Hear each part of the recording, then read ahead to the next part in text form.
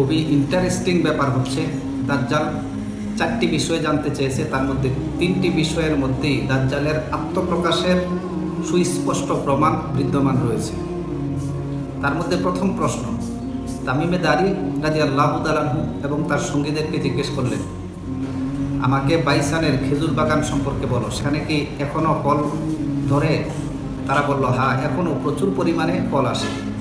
দাজ্জাল বলল, শীঘ্রই এমন এক সময় আসবে যে গাছগুলোতে আর ফল ধরবে না। বাইসানের বর্তমান নাম বেতসিয়ান, উত্তর ফিলিস্তিনের অন্যতম প্রাচীন জনপদ। বর্তমানে এই স্থানটি দখলদারদের প্রশাসনিক নিয়ন্ত্রণে রয়েছে। জর্ডান নদীতে পানি কমে যাওয়ায়, তীব্র জল সংকট আর কৃষি ব্যবস্থাপনার প্রতিকূলতায় এগ্রিকালচারাল অ্যাক্টিভিটি কম হওয়ার কারণে ঐতিহাসিক খেজুর বাগানটি খুব দ্রুতই বিলুপ্তির পথে এগুচ্ছে। গবেষণার মডেলে বলেছে 2020 থেকে 2050 সালের মধ্যে অবশিষ্ট বাণিজ্যিক খেজুর গাছগুলো ফলশূন্য হয়ে যেতে পারে। 2050 সাল, হ্যাঁ 2050 সাল, এটাকে নোট করে রাখবেন, এটা খুব গুরুত্বপূর্ণ বিষয়। দাজ্জাল দ্বিতীয় প্রশ্ন করল, আমাকে জুগারের ঝর্ণার ব্যাপারে বলো, সেখানের পানি দিয়ে কি এখনও মানুষেরা চাষাবাদ করে? তামিমে দারি রাদিয়াল্লাহু তাআলা আনহু এবং তার সঙ্গীরা বললেন, এখনও সেখানের পানি দিয়ে মানুষেরা সেচ কার্য করে, চাষাবাদ করে। দাজ্জাল বলল, অতি সত্বরই সেখানের পানি শুকিয়ে আসবে। জুগার ঝর্ণা জর্ডানের বুর এস সাফা এলাকায় এবং মৃত সাগরের দক্ষিণে অবস্থিত। আর সামুদ জাতি ধ্বংসের পর হযরত হুদ আলাইহিস সালাম এই জুগার এলাকায় আশ্রয় গ্রহণ করেছিলেন।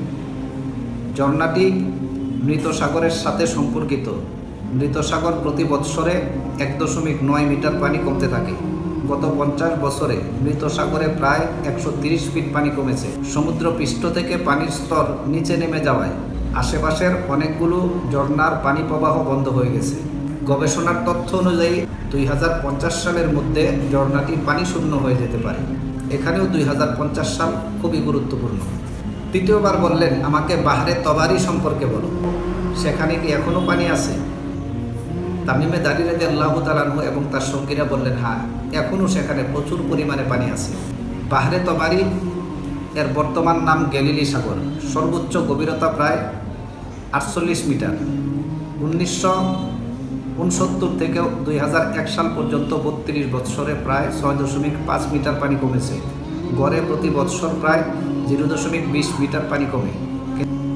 কিন্তু 2017 এবং 2018 সালে আশ্চর্যজনকভাবে রেডলাইন থেকে 5 ফিট 4 ইঞ্চি পানি কমে যায়। তথ্য ও গবেষণায় বলেছে, কোনো হস্তক্ষেপ না থাকলে 2020 থেকে 2050 সালের মধ্যে সর্বোচ্চ কমে যেতে পারে। এখানেও 2050 সালের কথা বলা হয়েছে। প্রিয় শ্রোতা, খুবই গুরুত্বপূর্ণ বিষয় হচ্ছে 2050 সাল, অর্থাৎ 2020 থেকে 2050 সাল পর্যন্ত এই সময়টা খুবই গুরুত্বপূর্ণ সময়। এই সময়ের মধ্যেই দাজ্জাল আসার আশঙ্কা অনেক প্রবল, তাই সময় খুবই সংকীর্ণ। আমরা দাজ্জালের ফিতনা থেকে বাঁচার জন্য সর্বোচ্চ প্রস্তুতি গ্রহণ করা দরকার। দাজ্জালের ফিতনা থেকে বাঁচার জন্য প্রস্তুতি স্বরূপ আমরা সূরা কাহাফের প্রথম 10 আয়াত নিজেরা মুখস্থ করব এবং পরিবার পরিজনকে মুখস্থ করাবো। দ্বিতীয়ত, দাজ্জালের ফিতনা থেকে বাঁচার জন্য আমরা আল্লাহর কাছে বেশি বেশি দোয়া করব। তৃতীয়ত, দাজ্জালের ফিতনা থেকে বাঁচার জন্য নিজের পরিবার পরিজনকে অল্প তুষ্ট হওয়ার পরিবেশ শিক্ষা দেব। 5 নম্বরে, আমরা সাধ্য অনুযায়ী সামান্য স্বর্ণ এবং রূপা জমা করে রাখব। 6 নম্বর, আমরা শহরের পরিবেশ থেকে গ্রামের পরিবেশে থাকার অভ্যাস করে নিই। আল্লাহ রাব্বুল আলামিন আমাদেরকে দাজ্জালের ফিতনা থেকে হেফাজত করুন এবং দাজ্জালের ফিতনা থেকে পুরো জাতিকে হেফাজত করুন। আমিন।